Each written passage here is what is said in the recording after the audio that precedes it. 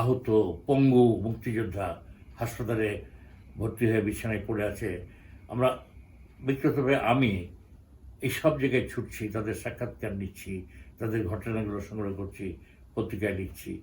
এই সময় আমাদের একটা প্রজেক্ট নেওয়া হয় যে মুক্তিযুদ্ধ থেকে ফিরে আসা বীর মুক্তিযোদ্ধাদের আমরা সাক্ষাৎকার নেব এবং সেই সাক্ষাৎকারগুলো ধারাবাহিকভাবে আমরা ছাপব।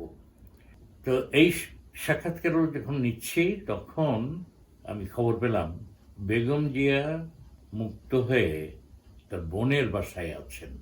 আমি একদিন সকালে শান্তিনগরে তারা ভাইয়ের সঙ্গেই গেলাম বেগম জিয়াকে ইন্টারভিউ করার জন্যে। আমি বেগম জিয়ার সাক্ষাৎকার দৈনিক বাংলায় লিখলাম। দৈনিক বাংলার পেছনের পাতায় বড় করে ছাপা হলো বেগম জিয়ারটা এবং মোজাম্মেল সাহেবেরটা, দুটো পাশাপাশি। এটা খুব সাড়া তুলেছিল সেই সময়।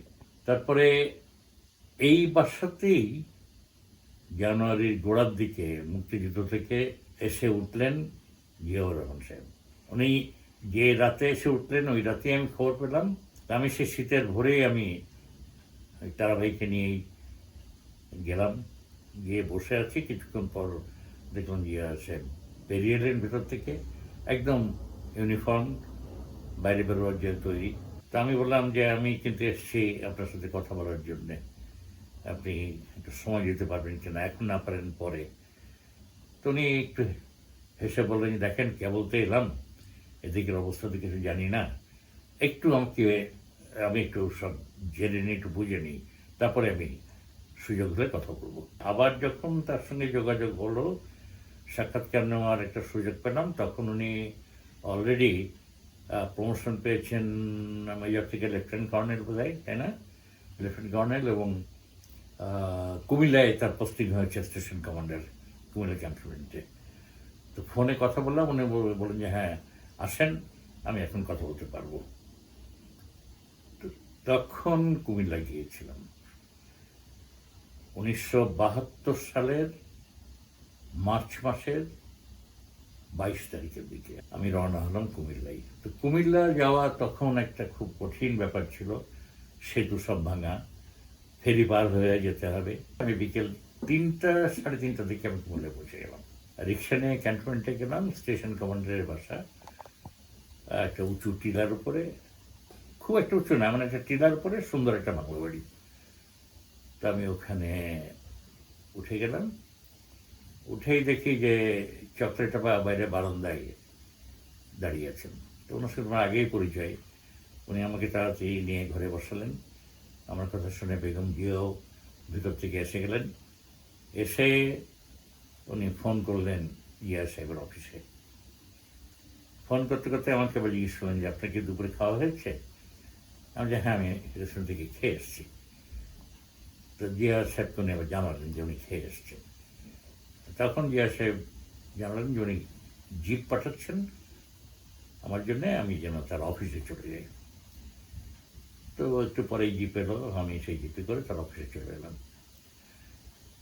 অফিসে বসে তার সাথে আমার প্রথম আলাপচারিতা শুরু হলো। আমি নিউজ প্রিন্টের প্যাড নিয়ে গেছিলাম। তো ধরেন তখন বাজে 4:30 5টা, তখন থেকে তার সাথে কথা শুরু হলো। হতে হতে সন্ধ্যা হয়ে গেল। উনি বাসায় ফোন করলেন চা রেডি করার জন্য, আমরা বাসায় গিয়ে চা খাবো। তো উনি আমাকে নিয়ে বাসায় আসলেন। এসে আমরা ওখানে চা খেলাম, চা নাস্তা করলাম। করে উনি আবার বললেন যে চলেন আমার অফিসে যাই, অফিসে গিয়ে কথা বলবো। তা আবার ওই জিপে করে তার অফিসে গেলাম। তারপরে কথা শুরু হলো। এই কথা বোধহয় 11:30 12টা 12:30 পর্যন্ত একটানা আমরা কথা বলছি। তো উনি একটা খুব মজার কাজ করলেন। সব তখন তো মানে রাত 12:30 একটা শুনশান চারিদিকে। উনি ড্রাইভারকে ছেড়ে দিলেন, বলে তুমি যাও, গাড়ি আমি চালাবো। তো ড্রাইভার চলে গেল, উনি স্টিয়ারিংয়ে বসলেন আমাকে পাশে নিয়ে। তারপরে উনি বাসায় গেলেন না, উনি ক্যান্টনমেন্টটা ঘুরতে লাগলেন। বললেন আমাকে, চলেন আপনাকে আমি ক্যান্টনমেন্টে ঘুরিয়ে দেখাই।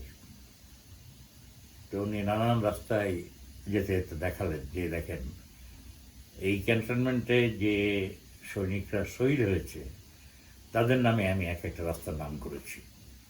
হ্যাঁ, দেখলাম রাস্তাগুলো।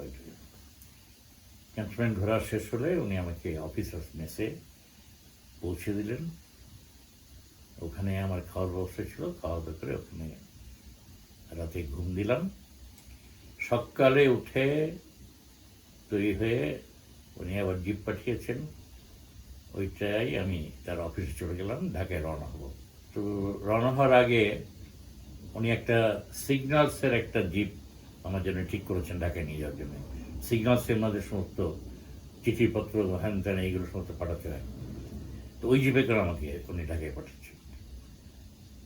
তা আমি বিদায় নিয়ে হাত টাত মিলিয়ে, মানে হাত মেলাবার জন্য যখন হাতটা বাড়িয়েছি তখন উনি হঠাৎ একটা লেখা বের করে আমার দিকে বললেন যে আমি একটা লেখা লিখে ফেললাম, এটা আপনি নিয়ে যান। তা আমি খুব অবাক হলাম। দেখলাম লেখাটা, একটি জাতির জন্ম। আমি আপনি কখন লিখলেন এটা? তাহলে আপনি ঘুমোতে যাওয়ার পরে। আমি সাংঘাতিক, তো ভালো কথা আপনি লিখেছেন। তো আমার মাথায় চটকা একটা জিনিস খেললো যে এই লেখাটা পত্রিকা যদি তার নিজের হাতের স্বাক্ষর দিয়ে ছাপা হয় এটা গুরুত্ব অনেক বাড়বে। তা আমি তাড়াতাড়ি নিউজ প্রিন্টে প্যাডটা বের করে সামনে ধরলাম, বলে যে আপনি আপনার নামটা এখানে লিখে দেন, এই নাম সহ ছাপবো।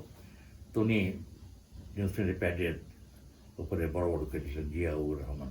আমার কাছে এখনও আছে, আমি ওটা এখনও বই বেড়াচ্ছি, এখনও আমার কাছে এটা আছে।